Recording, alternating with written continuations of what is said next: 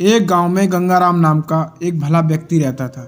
गंगाराम के 3 बेटे और एक बेटी थी और उसके 2 भाई भी थे। एक दिन किसी बीमारी के कारण गंगाराम का देहांत हो गया। अंतिम संस्कार करवाने गंगाराम के सभी नाते रिश्तेदार पहुंचे। गंगाराम को अर्थी पर लिटाया गया। पुत्रों और भाइयों ने अर्थी उठाई और आगे बढ़े। गंगाराम की बेटी ये दृश्य देख नहीं पा रही थी। वह वहीं जमीन पर लोट लोट कर रोने लगी। गंगाराम की अर्थी की अंतिम यात्रा कुछ दूर तक पहुंची थी कि एक बहुत बड़े सेठ ने उनका रास्ता रोका। सेठ बोले, ये अर्थी यहाँ से आगे नहीं जाएगी। परिवारजनों ने सेठ से पूछा, क्यों सेठ जी, क्या हुआ? सेठ ने जवाब दिया, आज से कुछ वर्ष पहले गंगाराम ने मुझसे 1 लाख रुपए कर्ज लिया था। तो फिर आप बताओ, आप लोगों में से इसका कर्ज कौन देगा? तमाम लोग तमाशा देख रहे थे। तभी उनके तीनों बेटों ने कहा, हम तुम्हारा कर्ज नहीं देंगे। पिताजी का कर्ज पिताजी जाने, वैसे भी अब वो इस दुनिया में नहीं रहे। अगर आपको उनकी अर्थी ले जानी है तो ले जाओ। गंगाराम के बेटों की इस तरह की बात सुन वहां मौजूद सभी लोग दुख जताने लगे कि कैसे नालायक और मतलबी बेटे हैं। तभी गंगाराम के भाइयों ने भी ये कहा कि जब बेटे ही कर्ज नहीं दे रहे हैं तो हम क्यों किसी का कर्ज चुकाएं। अब गंगाराम की अर्थी को वहां रोके बहुत देर हो गई। तभी ये बात गंगाराम की बेटी तक पहुंच गई तो वह भागे भागे अपने पिता की अर्थी तक पहुंची। तभी उसने देखा कि अर्थी का एक पांव पकड़े सेठ जी खड़े हैं।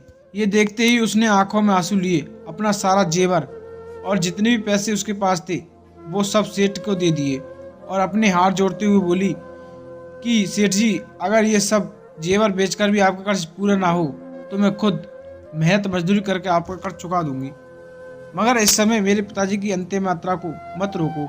तभी उस सेठ ने अर्थी का पांव तुरंत छोड़ दिया और बोला, अरे नहीं नहीं बेटी, तुम्हें ये सब करने की कोई आवश्यकता नहीं है, क्योंकि सच्चाई ये है कि मुझे एक समय पैसों की बहुत ज़रूरत थी। मैं बहुत गरीब था, तब तुम्हारे पिताजी ने मुझे 2 लाख रुपए देकर मेरी मदद की थी। गंगाराम बहुत भला आदमी था, उसने मुझे 1 रुपये ब्याज तक नहीं मांगा था और वही पैसे मैं यहाँ देने आया था। लेकिन जब मुझे पता चला कि गंगाराम का देहांत हो चुका है तब मैंने ये सोचा, पैसे सही हाथों में कैसे दूं, ये जानने के लिए मैंने ये सब नाटक रचा। तुम्हारी बातों और पिता के प्रति जिम्मेदारी को देखकर मैं समझ गया कि पैसों की असली हकदार तुम ही हो। आज तुमने साबित कर दिया कि बेटे से ज़्यादा बेटी माँ बाप को प्यार करती है। आपके पिताजी तो नहीं रहे, लेकिन अब ये कर्ज मैं तुम्हें वापस करके अपने सर से कर्ज के बोझ को ख़त्म कर देना चाहता हूँ। इसलिए ये कर्ज तुम लो और मुझे कर्ज से मुक्त करो।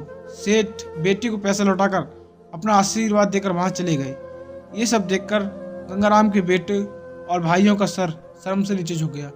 दोस्तों, अगर आपकी कहानी अच्छी लगी तो वीडियो को लाइक करें और ऐसी और कहानी सुनने के चैनल को सब्सक्राइब करें। मैं मिलता हूं क्वेश्चन कहानी के साथ। कहानी देखने के लिए आपको बहुत बहुत धन्यवाद।